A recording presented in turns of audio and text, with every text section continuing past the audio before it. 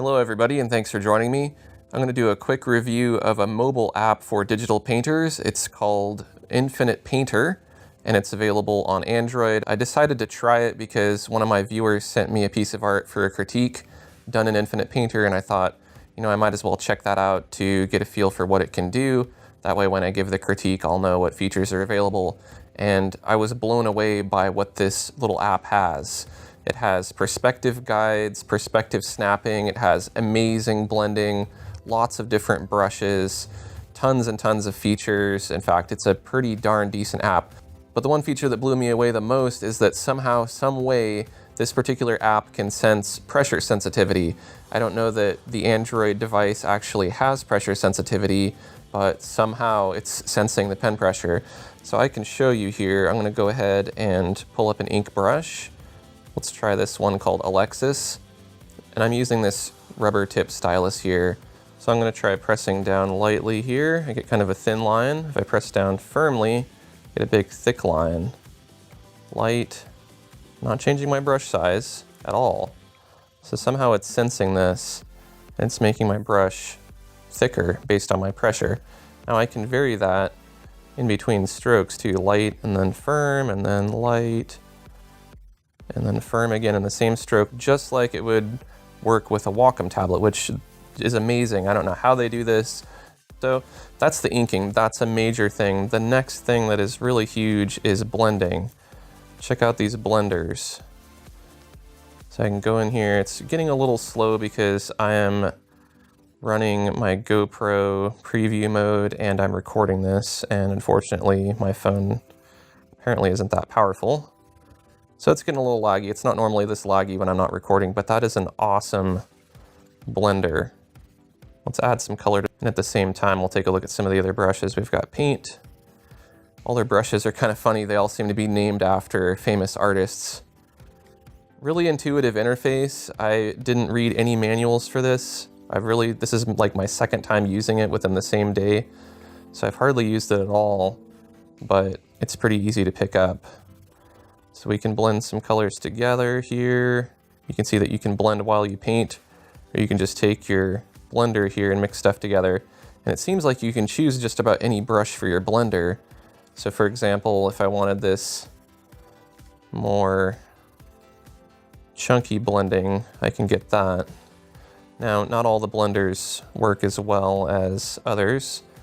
Maybe this is more for dabbing, I think. Could be. Some of them don't work that great. Let's try Pablo. What's nice though is that you can blend from transparent in towards the center, and on some applications, mobile or otherwise, it seems that you can't do that sometimes, and I like to be able to do that to smudge stuff around. There are layers. You can go to the layers palette, and layers can be kind of small, or you can, I think the app crashed. I feel like I've only used it a little bit and it has crashed a couple times, so that might be something to be concerned about. I would save often if you're going to be using this app, but apparently a lot of people use it and they like it a lot. I'm not worried about losing that file, but let's go ahead and just put something on here so that we can look at the layers. So you can add layers, you can double click on the layer to go to the layer options if you want to hide it, duplicate it. You can lock the transparency, which is really nice. And there's some other options here for selecting and cloning, and there's all your composite methods or blend modes. That's really nice to have. Seems like there's lots of different sliders to control opacity and different things like that. That's kind of nice. It's a quick way to clear the layer. It works with your finger. You can swipe it to the side there. There's some options to add in images from your camera. You can duplicate the layer. There's some options here for texture if you want there to be paint and paper texture. You can change the color of the paper as well. So we can pick these different textures here. Let's try this texture. That's pretty cool. Let's get one of these paint brushes. And maybe I'll change my color to something a bit lighter. And let's blend a little bit. Let's go ahead and hide our layers palette too. Let's swipe it over there. We can go into full screen mode so we can maximize our screen real estate. And you can see I get this nice effect here. So This is really, as it says, one of the best mobile painting apps, at least so far in the short amount of time that I've tested it, other than the couple crashes that I've gotten, which are a little concerning, but will probably be fixed with future versions. It has all the features that I would expect a mobile painting app to have. It's really catching up to the desktop apps here by having the blenders and the perspective guides and the paper and paper texture and all that stuff. Let's look at the perspective guides.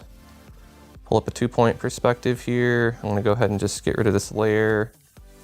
And I'll go to my brush here, try the ink, and you can see that it locks my ink into perspective. That's pretty cool. So that's a quick demo of Infinite Painter for Android.